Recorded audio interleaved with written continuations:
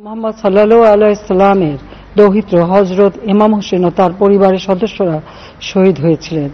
আমি তাদের প্রতি গভীর শ্রদ্ধা জানাচ্ছি।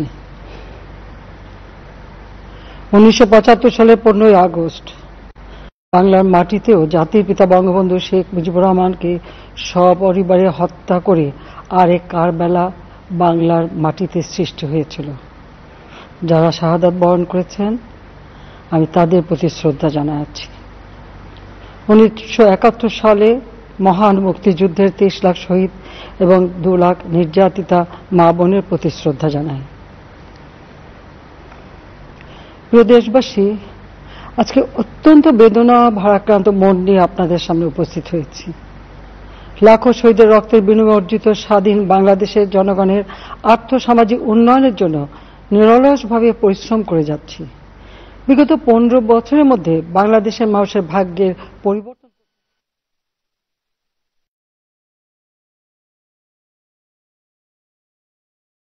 ব্যবহার এবং মানুষের মৌলিক চাহিদা পূরণ করতে অন্ন, বস্ত্র, বাসস্থান, চিকিৎসা, শিক্ষার ব্যবস্থা করে জনগণকে উন্নত জীবন দেওয়ার যাত্রা শুরু করেছি। অনেক সাফল্য অর্জন করেছি। বাংলাদেশকে বিশ্ব দরবারে একটা মর্যাদার আসনে অধিষ্ঠিত করতে সক্ষম হয়েছি। তারপরও আমাদের আরো অনেক দূর যেতে হবে। বাংলাদেশের মানুষ যখন একটু স্বস্তি শান্তিতে ফিরে, যখন তাদের মাঝে এমন কোনো ঘটনা ঘটে যা অত্যন্ত বেদনাদায়ক।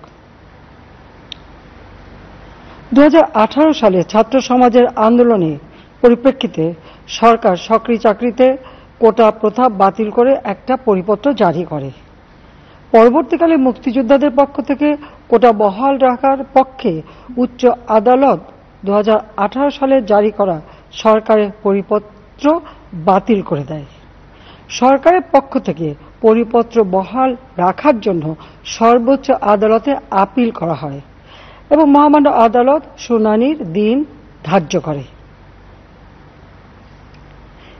এ সময় ছাত্ররা কোটা সংস্কারের দাবি নিয়ে আবারও আন্দোলন শুরু করে। এই আন্দোলনের শুরু থেকেই সরকার যথেষ্ট ধৈর্য ও সহনশীলতা প্রদর্শন করেছে, বরং আন্দোলনকারীদের নিরাপত্তা নিশ্চিত করার ক্ষেত্রে পুলিশ সহযোগিতা করে। মহামান্য রাষ্ট্রপতির কাছে যখন আন্দোলনকারীরা স্মারকলিপি প্রদান করার ইচ্ছা প্রকাশ করে, সেক্ষেত্রে তাদের সুযোগ করে দেওয়া হয় এবং নিরাপত্তারও ব্যবস্থা নেওয়া হয়। অত্যন্ত পরিতাপের বিষয় হল, কিছু মহল এই আন্দোলনের সুযোগটা নিয়ে অনাকাঙ্ক্ষিত উচ্চাবিলাস চরিতার্থ করার সুযোগ নিয়ে সন্ত্রাসী কর্মকাণ্ডে লিপ্ত হয়। এর ফলে এই কোমলমতি শিক্ষার্থীদের আন্দোলনকে ঘিরে যে সকল ঘটনা ঘটেছে তা খুবই বেদনাদায়ক ও দুঃখজনক। অহেতুক কতগুলি মূল্যবান জীবন ঝরে গেল। আপনজন হারাবার বেদনা যে কত কষ্টের তা আমার থেকে আর কে বেশি জানে। যারা মৃত্যুবরণ করেছে তাদের আত্মার মাগফিরাত কামনা করছি। পরিবারের সদস্যদের প্রতি গভীর সমবেদনা জানাচ্ছি। আমি প্রতিটি হত্যাকাণ্ডের নিন্দা জানাই। যে সকল ঘটনা ঘটেছে তা কখনোই কাম্য ছিল না। চট্টগ্রামে সন্ত্রাসীরা বহুতল ভবনের ছাদ থেকে ছাত্রদের হত্যার উদ্দেশ্যে নির্মমভাবে নিচে ছুঁড়ে ফেলে দিয়েছে। অনেক ছাত্রের হাত পায়ের রগ কেটে দেয়, তাদের উপর লাঠি পেটা ও ধারালো অস্ত্র দ্বারা আঘাত করে। একজন মৃত্যুবরণ করেছে, অনেকে মৃত্যুর সাথে পাঞ্জা লড়ছে। ঢাকা, রংপুর এবং রাজশাহী বিশ্ববিদ্যালয় উপাচার্যের বাসভবন ও ছাত্রছাত্রীদের আবাসিক হলে অগ্নিসংযোগ ও ভাঙচুর করা হয়। সাধারণ পথচারী, দোকানীদের আক্রমণ, এমনকি রোগীবাহী অ্যাম্বুলেন্স চলাচলে বাধা প্রদান করা হয়। মেয়েদের হলে ছাত্রীদের উপর আক্রমণ করা হয়েছে এবং লাঞ্ছিত করা হচ্ছে। আবাসিক হলে প্রবেশদের হুমকি দেওয়া হয় এবং আক্রমণ করা হয়েছে। শিক্ষকদের উপর চড়াও হয়ে তাদের গায়ে হাত তোলা হয়েছে।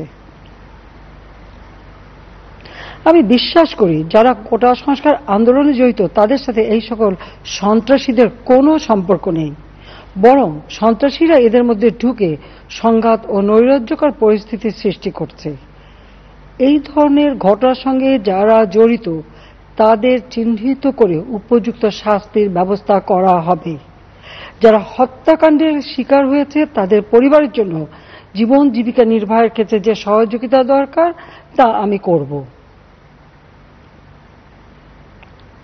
আমি দ্ব্যর্থহীনভাবে ঘোষণা করছি, যারা হত্যাকাণ্ড, লুটপাট ও সন্ত্রাসী কর্মকাণ্ড চালিয়েছে, এরা যেই হোক না কেন, তারা যেন উপযুক্ত শাস্তি পায় সে ব্যবস্থা নেওয়া হবে।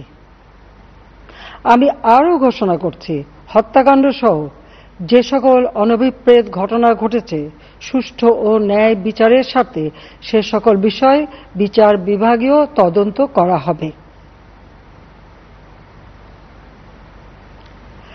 কাদের উস্কানিতে সংঘর্ষের সূত্রপাত হল, কারা কোন উদ্দেশ্যে দেশকে একটি অরাজক পরিস্থিতির দিকে ঠেলে দিল, তা তদন্ত করে বের করা হবে।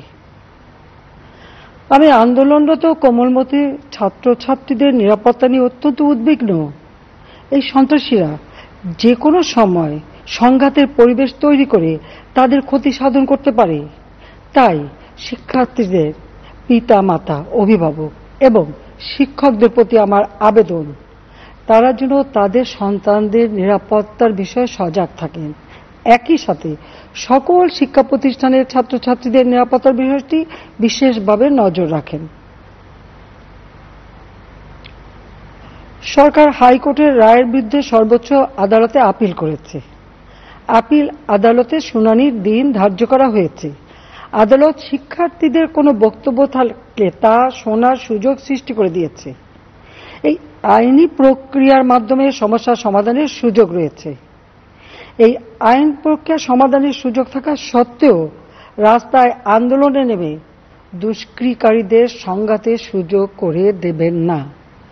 সর্বোচ্চ আদালতের রায় আসা পর্যন্ত ধৈর্য ধরে অপেক্ষা করার জন্য আমি সকলকে বিশেষভাবে অনুরোধ জানাচ্ছি। আমার বিশ্বাস, আমাদের ছাত্র সমাজ উচ্চ আদালত থেকে ন্যায় বিচারই পাবে, তাদের হতাশ হতে হবে না। ইনশাআল্লাহ মুক্তিযুদ্ধের চেতনায় আমাদের প্রিয় মাতৃভূমিকে সকলের সহযোগিতায় স্মার্ট বাংলাদেশ হিসেবে গড়ে তুলব। আমি আবারও এই অনাকাঙ্ক্ষিত ঘটনায় যারা নিহত হয়েছেন তাদের জন্য গভীর দুঃখ প্রকাশ করছি এবং পরিবারের সদস্যদের প্রতি আমার সমবেদনা জানাচ্ছি। খোদা হাফেজ। জয় বাংলা, জয় বঙ্গবন্ধু, বাংলাদেশ চিরজীবী হোক।